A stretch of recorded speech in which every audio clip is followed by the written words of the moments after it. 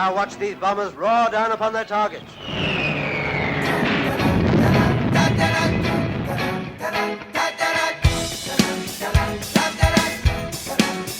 Welcome, and today I'm going to show off a very handsome Hamilton. But first...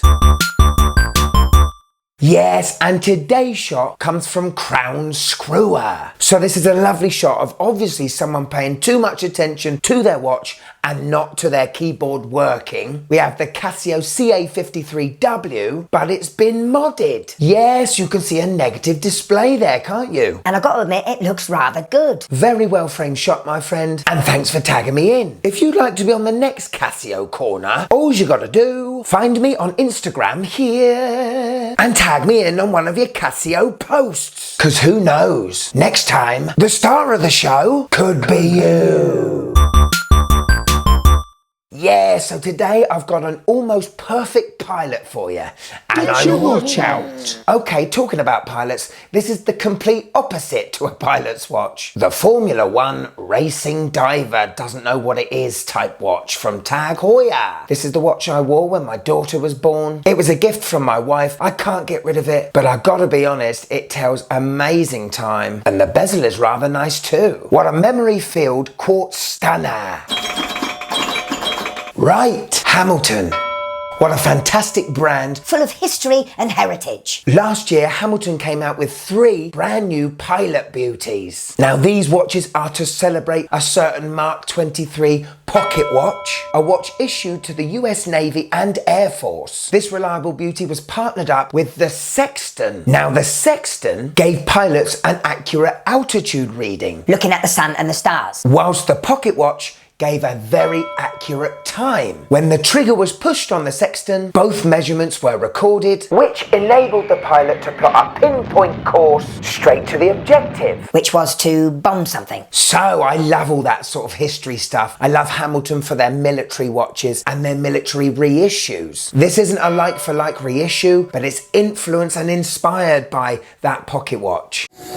So what did Hamilton release? Well, they've released 2 43mm case watches, both hand wind only. The first one is a stainless steel version with a lovely small seconds, and then the second is a beautiful bronze baby. The third release is a 38mm automatic version. That's nice. And that's the one I've got for review today. Now 43 and 38 is quite a big difference. Why they didn't have a 40 in this new release, I don't know. But I think a 38mm is going to fit very nicely. And a big thank you has to go to Francis & Gay Jewelers. Because they've sent in the watch for review. F&G are a fantastic authorised dealer of many of your favourite watch brands. Sign up to the newsletter and you automatically get 10% off. But if you email Ryan and tell him I sent you, you may just get an even better deal.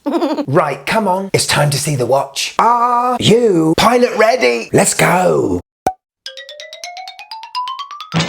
So here it is, the H76205530. automatic 38mm beauty. One word. Handsome. Yeah, this is a beautifully handsome piece, isn't it? This watch shouts military, but it also has a dressy vibe to it, doesn't it? It's got that warm patina look, thanks to that radium lume they've applied to the dial. It looks old, But it's not. moving the watch around, I can't see any polished surface whatsoever. So this is really enhancing the tooliness of this watch. Look at that ginormous crown. I'm going to enjoy giving that a twist very soon. Yeah, first impressions, this watch is an absolute stunner.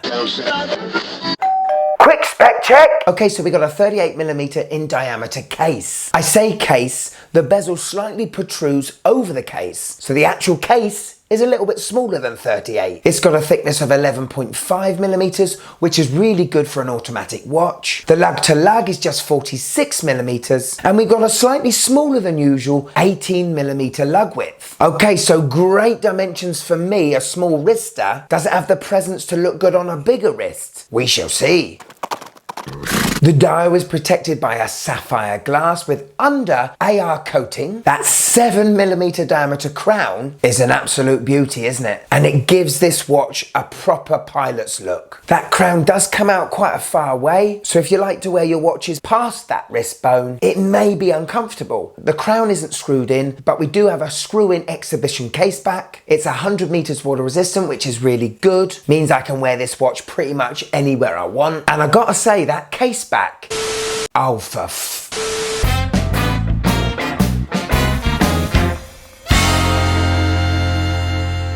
pilot. I could be a pilot.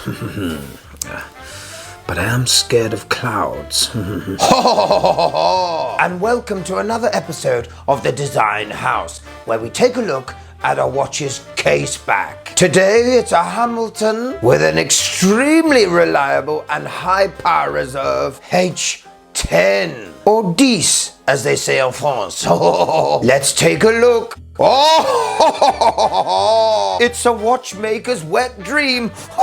Look at the beautiful branded skeletonized rotor, sapphire display case back. Ooh, brushed stainless steel on the outside of that case back. A class above the rest, I think. Oh, well, that is refined. Absolute delight to see it today.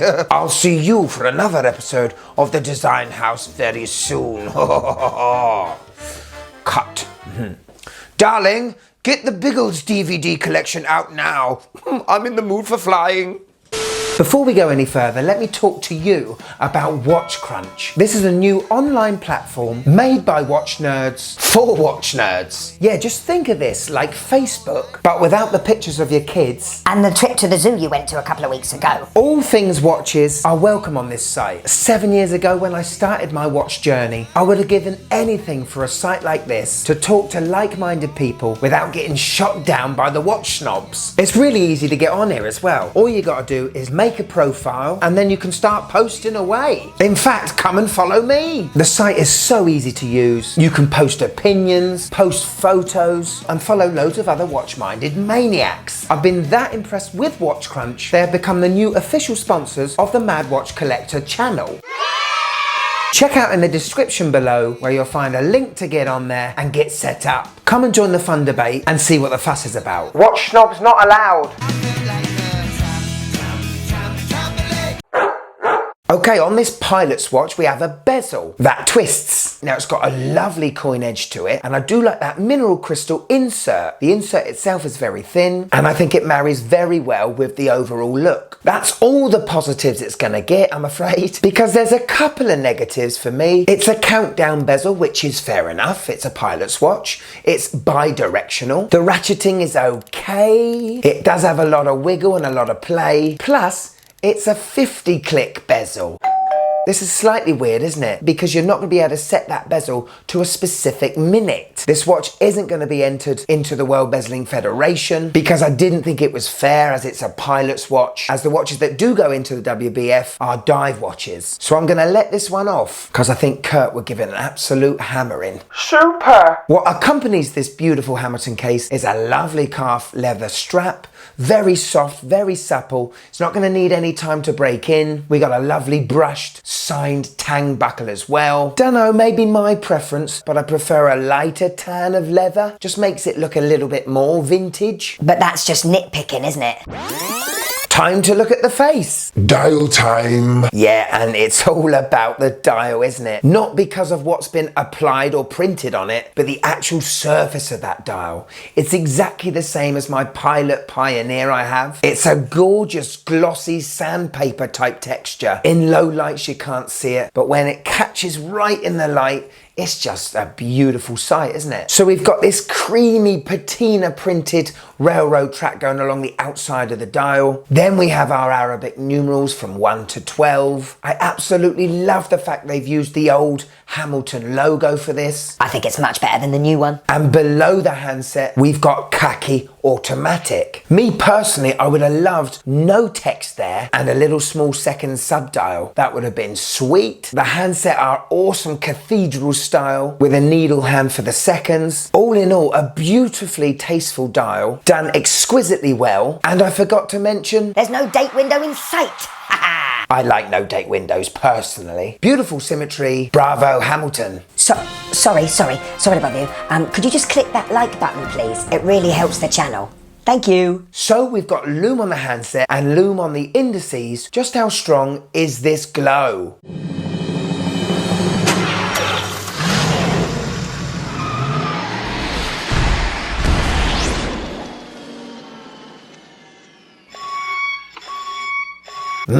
Well, we've got good lume on the handset, but not on the numerals. This is close to £1,000. I know that old radium style Super Luminova isn't the brightest of looms on a good day, but you'd think Hamilton would be able to match the handset with the numerals. Not a massive issue, as this isn't a dive watch, but if you're a pilot and you're flying at night time, good luck. Powering this very handsome beauty is a Hamilton in-house H10, 25 joules, 80 hours of power reserve, and beats away at 28,800 beats per hour. This H10 is based on an ETA 2824-2 and will give you accuracy of around plus or minus 12 to 30 seconds a day. Now, unfortunately, I didn't have this watch long enough to do a time grapher reading, so sorry you're not going to see Cedric today, but my apologies. To operate this watch is lovely. It's lovely because you've got a huge, ginormous crown to pull and twist. It's not a screwed down crown. I can already wind that energy up, pull it out all the way, and you can see the seconds hand has stopped, meaning this watch is hackable, and you can set the time. Overall, I really do like the winding of this H10 movement, and it's very satisfying with this huge crown. Hello. On my 6.5-inch wrist. And I'm in love. Yeah, this watch is a match made in heaven for me, isn't it? All the dimensions of this watch is pretty perfect for me. I love its goldy, warm patina look. You know, it's possibly a little bit too dressy for me, maybe, even though it's a completely brushed stainless steel case. I think if the strap had a slightly more lighter tan to it, it would look a little bit more rugged, you know? But that's not going to be a deal breaker because we can change straps afterwards, can't we? I love how that textured dial plays in the light. It's not the most subtle of watches on the wrist, but I would be very proud showing this one off. So, there you go. The Hamilton Khaki Pilot Aviator watch. What did you think? Give us the positives. There are quite a few for me. I love the size. I love what it represents. That M23 pocket watch that was used by the US Navy. That railroad track on the outside of the dial is superb. Those cathedral style hands are brilliant. If you haven't seen that textured dial in person, I suggest you go do so. I love its big crown. I'm not usually an exhibition caseback kind of guy, but this is quite a nice looking movement. Give us the negatives. Although I do like the look of the bezel, the ratcheting's not great. It's pretty loose, and why on earth it's only 50 clicks? It's something only the designers could tell you. Also, the lume wasn't particularly good. One other little thing, it's a brushed all over case, it's tooly. I would have loved drilled lug holes just to make strap changes that little more simpler. Get your watch out. In conclusion, yes, it's a very nice watch, and I would be very happy to have this in my collection. I do think it has presence, but it may not be right for you big wristers. You'll probably need to try those 43mm beauties. This watch is priced just under £900, and for the build quality, the in-house movement, and the brand you're buying into, I think this is a Damn fine watch. Here it is, my wife's first impressions of this Hamilton Khaki beauty. I love it. I love the whole design. Do like that railroad track? Yeah, this is the one I don't mind you buying. Success! The wife's given me the all clear to buy one. The only thing that's stopping me from buying one of these watches is it's a little bit too dressy. My ultimate pilot's watch in my collection is the Zin 104. Now, even though you've got a polished case, that watch says, let's get down to business. This Hamilton says, let's get down to business, but in a calm manner. But that does not mean I do not recommend it and do not love it, because I do. If you've lasted this long on the show, why not become an MWC certified member? In the top corner of your screen, right next to the subscribed, you'll see a join tab. Joining that will give you these benefits. You'll get a unique badge for any time you comment on one of the shows, making you look special. You'll get access to members only community posts, exclusive updates to future future episodes, exclusive giveaways, and get to see the weekly shows before anyone else. But I promise to make it worthwhile to you guys. I'd love to know your thoughts on this new watch. Are Hamilton listening to us consumers? Are they giving us the watches we want to see? I think they're doing quite a good job, but there's always room for improvement. From me, the Mad Watch Collector, I'll see you in a tick, tick, tick, a tick!